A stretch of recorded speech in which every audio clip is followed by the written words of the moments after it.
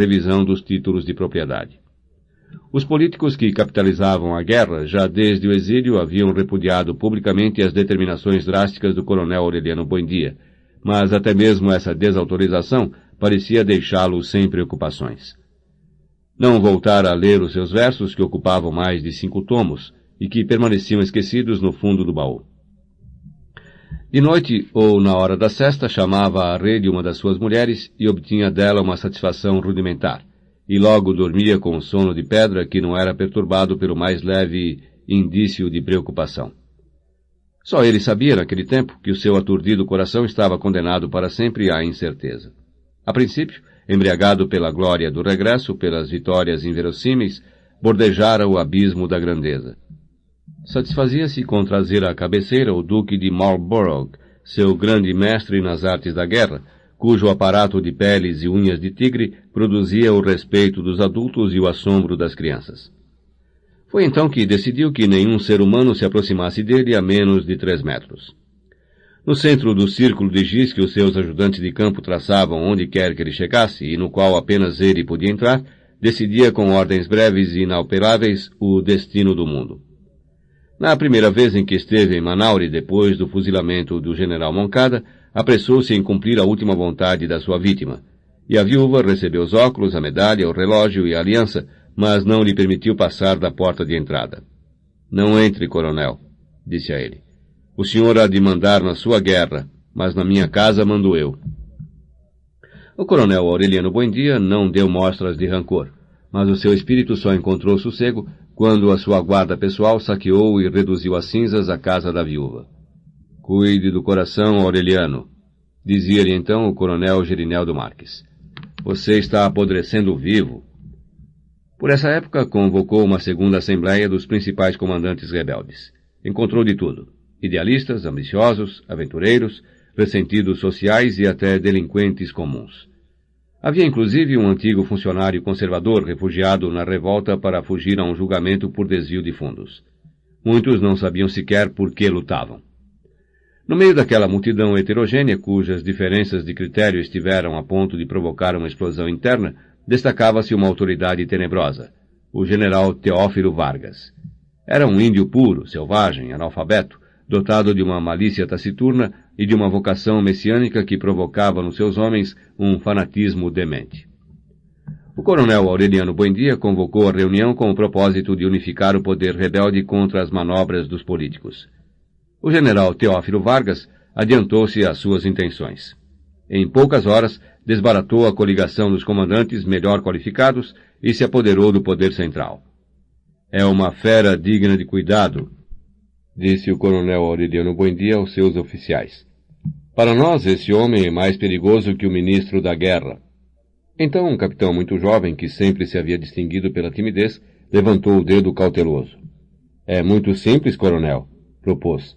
"Nós temos de matá-lo." O coronel Aureliano Buendia não se assustou com a frieza da proposta, e sim com a forma como ela se antecipou uma fração de segundo ao seu próprio pensamento. "Não esperem que eu dê essa ordem", disse. E não a deu realmente. Mas 15 dias depois, o general Teófilo Vargas foi despedaçado a golpes de facão numa emboscada, e o coronel Aureliano Buendia assumiu o poder central. Na mesma noite em que a sua autoridade foi reconhecida por todos os comandos rebeldes, acordou sobressaltado, pedindo aos gritos uma manta. Um frio interior que lhe rachava os ossos e o mortificava inclusive em pleno sol, impediu-lhe de dormir bem por vários meses, até que se transformou num hábito. A embriaguez do poder começou a se decompor em faixas de tédio. Procurando um remédio contra o frio, mandou fuzilar o jovem oficial que propôs o assassinato do general Teófilo Vargas. As suas ordens eram cumpridas antes de serem enunciadas, mesmo antes que ele as concebesse, e sempre iam muito mais longe do que ele se atrevia a fazê-las chegar. Extraviado na solidão do seu imenso poder, começou a perder o rumo. Incomodava o povo que o aclamava nas aldeias vencidas e que lhe parecia o mesmo que aclamava o inimigo. Em toda parte, encontrava adolescentes que o olhavam com os próprios olhos, que falavam com a sua própria voz, que o cumprimentavam com a mesma desconfiança com que ele os cumprimentava, e que diziam ser seus filhos. Sentiu-se jogado, repelido e mais solitário do que nunca. Teve a certeza de que os seus próprios oficiais lhe mentiam. Brigou com o Duque de Marlborough. O melhor amigo, costumava dizer então, é o que acaba de morrer. Cansou-se da incerteza, do círculo vicioso daquela guerra eterna que sempre o encontrava no mesmo lugar, só que cada vez mais velho, mais acabado, mais sem saber por quê, nem como, nem até quando.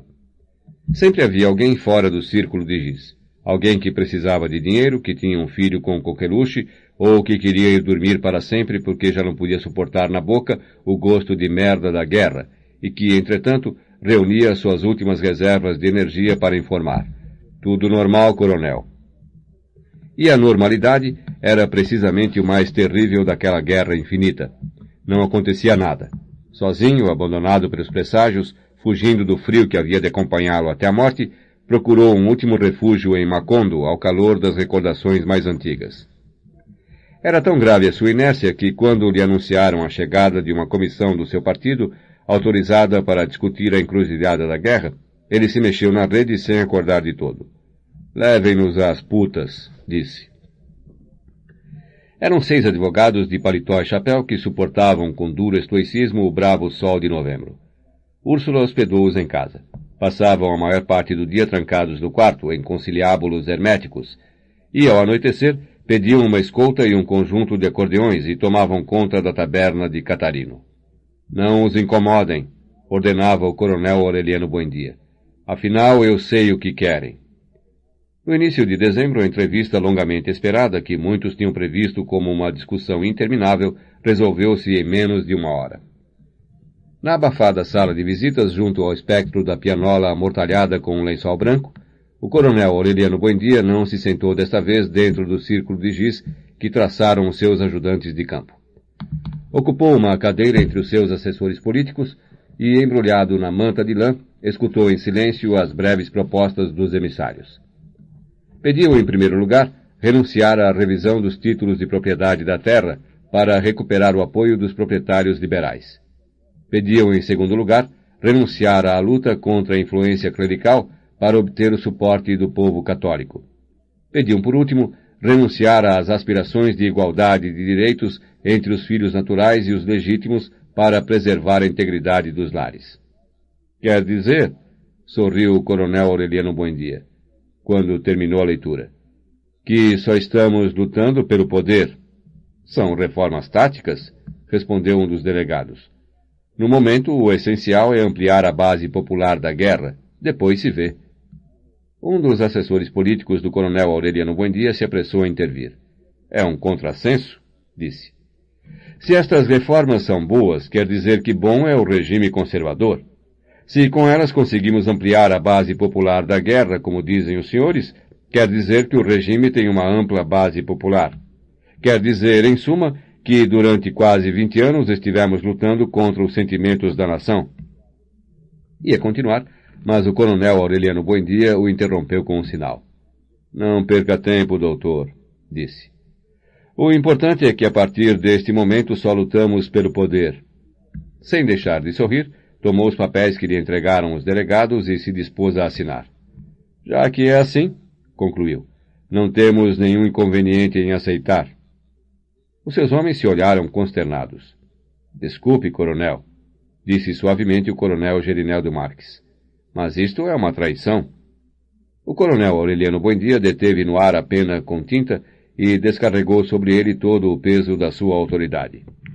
Entregue as suas armas, ordenou. O coronel Gerineldo Marques se levantou e pôs as armas na mesa. Apresente-se no quartel, ordenou-lhe o coronel Aureliano Buendia. O senhor fica à disposição dos tribunais revolucionários. Assinou logo a declaração e entregou os papéis aos emissários, dizendo: Senhores, aí tem o documento. Sirvam-se dele. 2 dias depois, o coronel Gerineldo Marques, acusado de alta traição, foi condenado à morte. Refestelado na rede, o coronel Aureliano Buendia foi insensível às súplicas de clemência. Na véspera da execução, desobedecendo a ordem de não ser incomodado, Úrsula o visitou no seu quarto. De luto fechado e investida de uma estranha solenidade, permaneceu de pé os 3 minutos da entrevista. Sei que você vai fuzilar Gerineldo, disse serenamente. e eu não posso fazer nada para impedir. Mas uma coisa eu aviso. Logo que eu vejo o cadáver, juro pelos ossos de meu pai e de minha mãe, pela memória de José Arcádio Buendia, juro diante de Deus que vou tirá-lo de onde você se meter e matá-lo com as minhas próprias mãos. Antes de abandonar o quarto, sem esperar nenhuma resposta, concluiu. É a mesma coisa que eu teria feito se você tivesse nascido com rabo de porco. Naquela noite interminável, enquanto o coronel Gerineldo Marques evocava suas tardes mortas no quarto de costura de Amaranta, o coronel Aureliano Buendia arranhou durante muitas horas, tentando rompê-la, a dura casca da sua solidão. Os seus únicos momentos felizes, desde a tarde remota em que seu pai o levara para conhecer o gelo, haviam transcorrido na oficina de ourivesaria, onde passava o tempo armando peixinhos de ouro. Tivera que promover 32 guerras, e tivera que violar todos os seus pactos com a morte e fuçar como um porco na estrumeira da glória para descobrir com quase 40 anos de atraso os privilégios da simplicidade. Ao amanhecer, moído pela atormentada vigília, apareceu no quarto do condenado 1 hora antes da execução. Terminou a farsa, compadre, disse ao coronel Gerineldo Marques. Vamos embora daqui antes que os mosquitos te executem. O coronel Gerineldo Marques não pôde reprimir o desprezo que lhe inspirava aquela atitude. Não, Aureliano, replicou. Mais vale estar morto que ver você transformado num general de chanfalho. Você não vai me ver assim, disse o coronel Aureliano Buendia. Ponha os sapatos e me ajude a acabar com esta guerra de merda. Ao dizer isto, não imaginava que era mais fácil começar uma guerra que terminá-la.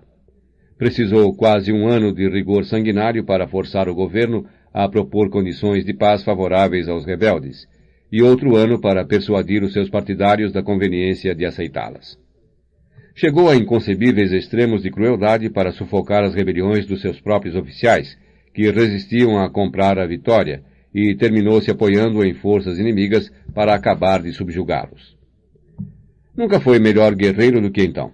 A certeza de que finalmente lutava pela sua própria libertação e não por ideais abstratos, por ordens que os políticos podiam virar para o direito e para o avesso segundo as circunstâncias, infundiu-lhe um entusiasmo apaixonado. O coronel Gerineldo Marques, que lutou pelo fracasso com tanta convicção e tanta lealdade como antes lutara pelo triunfo, reprovava a sua temeridade inútil. Não se preocupe, sorria ele. Morrer é muito mais difícil do que se acredita. No seu caso era verdade. A certeza de que o seu dia estava marcado investiu-o de uma imunidade misteriosa, uma imortalidade a prazo fixo, que o fez invulnerável aos riscos da guerra, e lhe permitiu finalmente conquistar uma derrota que era muito mais difícil, muito mais sangrenta e custosa que a vitória. Em quase 20 anos de guerra, o coronel Aureliano Buendia tinha estado muitas vezes em casa, mas o estado de urgência em que chegava sempre, o aparato militar que o acompanhava a toda parte, a aura de lenda que dourava sua presença e à qual nem a própria Úrsula foi insensível, terminaram por convertê-lo num estranho. Na última vez que esteve em Macondo e ocupou uma casa com as suas 3 concubinas, não foi visto na sua a não ser 2 ou 3 vezes, quando teve tempo para aceitar convites para comer. Remédios, a Bela e os gêmeos, nascidos em plena guerra, mal o conheciam. Amaranta não conseguia conciliar a imagem do irmão que passara a adolescência fabricando peixinhos de ouro com a do guerreiro mítico que havia interposto entre ele e o resto da humanidade uma distância de 3 metros.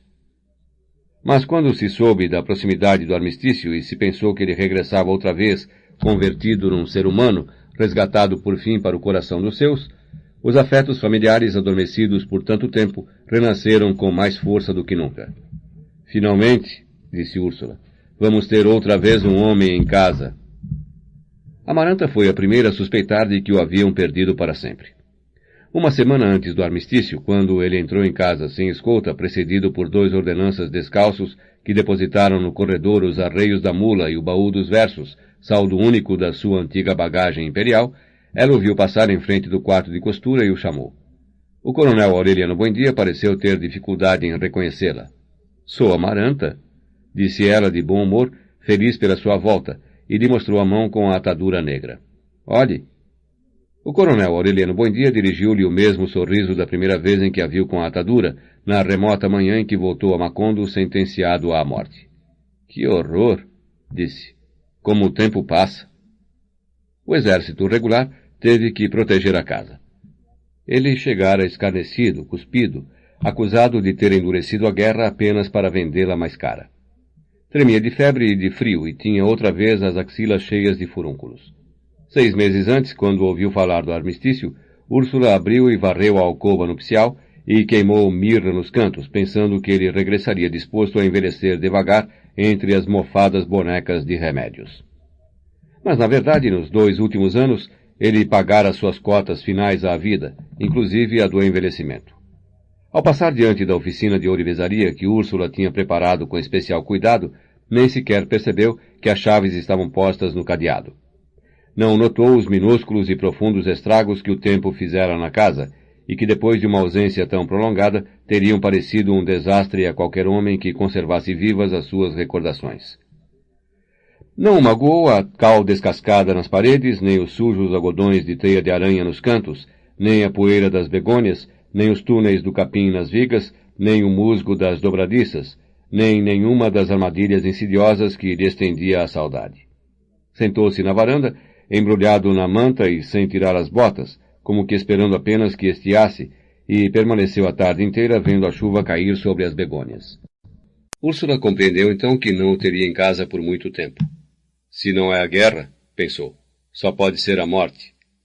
Foi uma suposição tão nítida, tão convincente, que ela a identificou como um presságio. Nessa noite, no jantar, o suposto Aureliano II partiu o pão com a mão direita e tomou a sopa com a esquerda. Seu irmão gêmeo, o suposto José Arcádio II, partiu o pão com a mão esquerda e tomou a sopa com a direita. Era tão precisa a coordenação dos seus movimentos que não pareciam 2 irmãos sentados um em frente ao outro, e sim um artifício de espelhos. O espetáculo que os gêmeos tinham concebido desde que tomaram consciência de que eram iguais foi repetido em honra do recém-chegado. Mas o coronel Aureliano Buendia não percebeu. Parecia tão alheio a tudo que nem sequer prestou atenção a Remédios, a bela, que passou despida para o quarto. Úrsula foi a única que se atreveu a perturbar a sua abstração. Se você vai embora outra vez, disse-lhe no meio do jantar, pelo menos trate de se lembrar de como éramos esta noite. Então o coronel Aureliano Buendia se deu conta, sem espanto, de que Úrsula era o único ser humano que tinha conseguido desentranhar a sua miséria, e pela primeira vez em muitos anos se atreveu a olhá-la na cara. Tinha a pele gretada, os dentes carcomidos, o cabelo minguado e sem cor, e o olhar atônito. Comparou-a com a lembrança mais antiga que tinha dela, na tarde em que ele tivera o presságio de que uma panela de sopa fervendo ia cair da mesa, e a encontrou espedaçada. Num instante descobriu os arranhões, os vergões, os calos, as úlceras e as cicatrizes que deixara nela mais de meio século de vida cotidiana e comprovou que estes estragos não provocavam nele sequer um sentimento de piedade. Fez então um último esforço para procurar no seu coração o lugar onde se haviam apodrecido os afetos, e não conseguiu encontrá-lo. Em outra época, pelo menos, experimentava um confuso sentimento de vergonha quando surpreendia na sua própria pele o cheiro de Úrsula, e em mais de uma ocasião sentira os seus pensamentos interferidos pelo pensamento dela. Mas tudo isso tinha sido arrasado pela guerra. A própria Remédios, sua esposa, era naquele momento a imagem apagada de alguém que podia ter sido sua filha. As inumeráveis mulheres que conhecera no deserto do amor e que espalharam a sua semente em todo o litoral não tinham deixado nenhum rastro nos seus sentimentos. A maioria delas entrava no quarto na escuridão e ia embora antes da alvorada, e no dia seguinte era apenas um pouco de tédio na memória corporal. O único afeto que prevalecia contra o tempo e a guerra foi o que sentiu pelo seu irmão José Arcádio, quando ambos eram crianças e não estava baseado no amor, mas na cumplicidade. Perdão, desculpou-se diante do pedido de Úrsula. É que esta guerra acabou com tudo. Nos dias subsequentes, ocupou-se em destruir todas as marcas da sua passagem pelo mundo. Reduziu a oficina de ourivesaria até deixar apenas os objetos impessoais. Deu as suas roupas aos ordenanças e enterrou as suas armas no quintal com o mesmo sentido de penitência com que o seu pai havia enterrado a lança que dera morte a Prudêncio Aguilar. Conservou somente uma pistola, e com uma bala apenas. Úrsula não interveio. A única vez que se meteu foi quando ele estava se preparando para destruir o retrato de Remédios que se conservava na sala, iluminado por uma lâmpada eterna.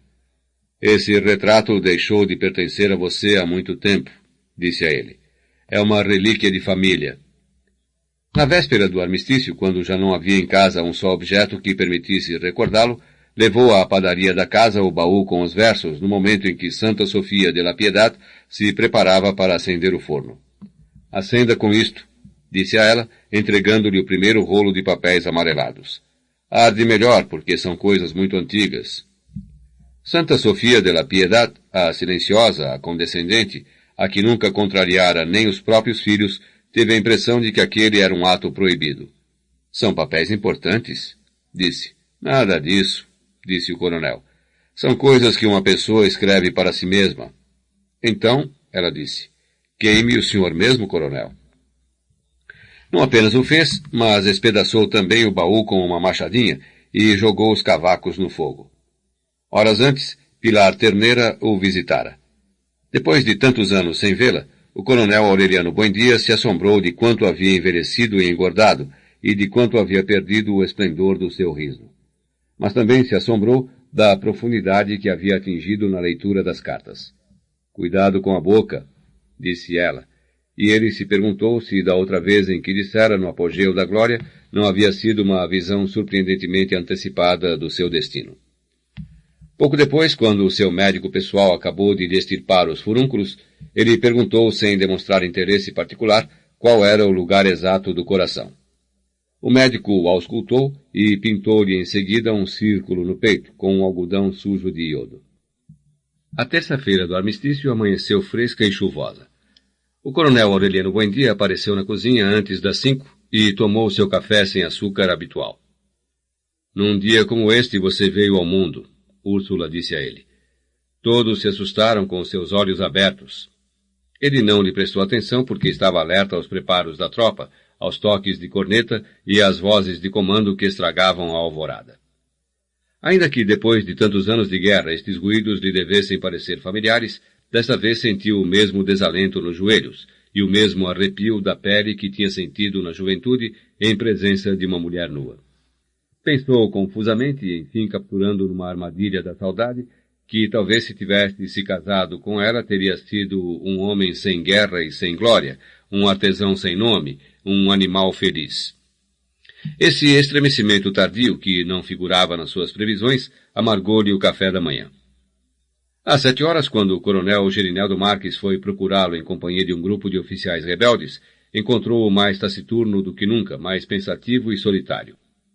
Úrsula tratou de jogar-lhe sobre os ombros uma manta nova. O que é que o governo vai pensar? Disse a ele. Vão imaginar que você se rendeu porque já não tinha nem com que comprar uma manta. Mas ele não a aceitou. Já na porta, vendo que a chuva continuava, deixou que lhe pusessem um velho chapéu de feltro de José Arcádio Buendia. Aureliano, Úrsula disse a ele então, prometa-me que se você encontrar por aí com a hora difícil, você vai pensar na sua mãe. Ele lhe deu um sorriso distante, levantou a mão com todos os dedos estendidos e, sem dizer uma palavra, abandonou a casa e enfrentou os gritos, vitupérios e blasfêmias que haveriam de persegui-lo até a saída do povoado. Úrsula colocou a tranca no portão, decidida a não tirá-la durante o resto da vida. Nós vamos apodrecer aqui dentro, pensou. Nós vamos nos transformar em cinza nesta casa sem homens, mas não vamos dar a este povo miserável o gosto de nos ver chorar. Passou a manhã inteira procurando uma lembrança do filho nos cantos mais escondidos, e não conseguiu encontrar. O ato se realizou a 20 quilômetros de Macondo, à sombra de uma paineira gigantesca, em torno da qual se haveria de fundar mais tarde o povoado de Neerlândia. Os delegados do governo e os do partido e a comissão rebelde que entregou as armas foram recebidos por um buliçoso grupo de noviças de hábitos brancos, que pareciam uma revoada de pombas assustadas pela chuva. O coronel Aureliano Buendia chegou numa mula enlameada. Estava barbado, mais atormentado pela dor dos furúnculos que pelo imenso fracasso dos seus sonhos, pois tinha chegado ao fim de qualquer esperança, além da glória e da saudade da glória. De acordo com o determinado por ele mesmo, não houve música, nem foguetes, nem sinos de júbilo, nem placas comemorativas, nem nenhuma outra manifestação que pudesse alterar o caráter triste do armistício. Um fotógrafo ambulante, que tirou o único retrato seu que poderia ser conservado, foi obrigado a destruir o filme sem o revelar. O ato durou apenas o tempo indispensável para que se pusessem as assinaturas. Ao redor da rústica mesa colocada no centro de uma remendada barraca de circo, onde sentaram os delegados, estavam os últimos oficiais que permaneceram fiéis ao coronel Aureliano Buendia. Antes de recolher as assinaturas, o delegado pessoal do presidente da República tentou ler em voz alta a ata da rendição, mas o coronel Aureliano Buendia se opôs. Não vamos perder tempo com formalidades, disse, e se dispôs a assinar os papéis sem os ler. Um dos oficiais então rompeu o silêncio soporífero da tenda. Coronel, disse, faça-nos o favor de não ser o primeiro a assinar. O coronel Aureliano Buendia concedeu. Quando o documento deu a volta completa à mesa, em meio a um silêncio tão nítido que seria possível decifrar as assinaturas pelo puro floreio da pena no papel, o primeiro lugar ainda estava em branco. O coronel Aureliano Buendia se dispôs a ocupá-lo. Coronel, disse então outro dos seus oficiais, o senhor ainda tem tempo para ficar bem. Sem se perturbar, o coronel Aureliano Buendia assinou a primeira cópia. Ainda não tinha acabado de assinar a última, quando apareceu na porta da tenda um coronel rebelde, trazendo pelo cabresto uma mula carregada com 2 baús. Apesar da sua extrema juventude, tinha um aspecto árido e uma expressão paciente. Era o tesoureiro da Revolução na circunscrição de Macondo. Fizeram uma penosa viagem de 6 dias, arrastando a mula morta de fome para chegar em tempo ao armistício. Com uma calma exasperante descarregou os baús, abriu-os e foi colocando na mesa, uma por uma, 72 barras de ouro. Ninguém se lembrava da existência daquela fortuna. Na desordem do ano anterior, quando o poder central se partiu em pedaços e a revolução degenerou numa sangrenta rivalidade de caudilhos, era impossível determinar qualquer responsabilidade. O ouro da rebelião, fundido em blocos que foram logo cobertos de barro cozido, ficou fora de qualquer controle. O coronel Aureliano Buendia fez com que se incluíssem as 72 barras de ouro no inventário da rendição e fechou o ato sem permitir discursos. O esquálido adolescente permaneceu diante dele, olhando-o nos olhos com seus serenos olhos cor de caramelo.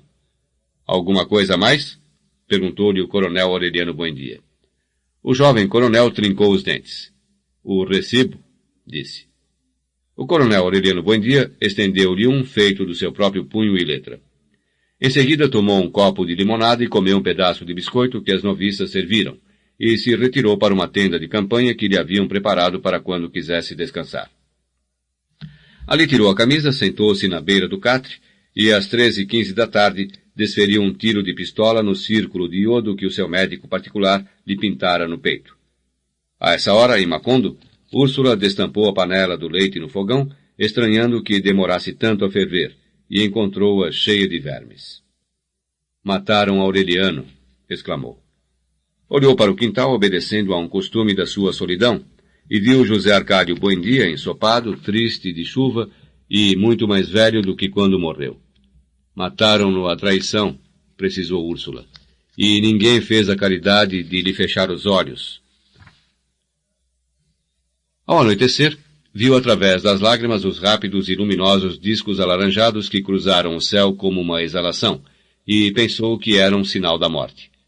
Estava ainda debaixo do castanheiro, soluçando nos joelhos do marido, quando trouxeram o coronel Aureliano Buendia, embrulhado na manta dura de sangue seco e com os olhos abertos de raiva. Estava fora de perigo. O projétil seguira uma trajetória tão desimpedida que o médico lhe enfiou um cordão molhado de iodo pelo peito e tirou-o pelas costas. Esta é a minha obra-prima, disse a ele satisfeito. Era o único ponto por onde podia passar uma bala sem atingir nenhum centro vital. O coronel Aureliano Buendia se viu rodeado de noviças misericordiosas que entoavam salmos desesperados pelo eterno descanso da sua alma, e então se arrependeu de não ter dado tiro no céu da boca como tinha previsto, só para enganar o prognóstico de Pilar Terneira. Se eu ainda tivesse autoridade, disse ao médico, mandava fuzilar o senhor sem julgamento, não por me ter salvo a vida, mas por me fazer cair no ridículo. O fracasso da morte lhe devolveu em poucas horas o prestígio perdido. Os mesmos que inventaram a lorota de que vendera a guerra por um aposento cujas paredes estavam construídas com tijolos de ouro, definiram a tentativa de suicídio como um ato de honra e o proclamaram mártir. Em seguida, quando recusou a Ordem do Mérito,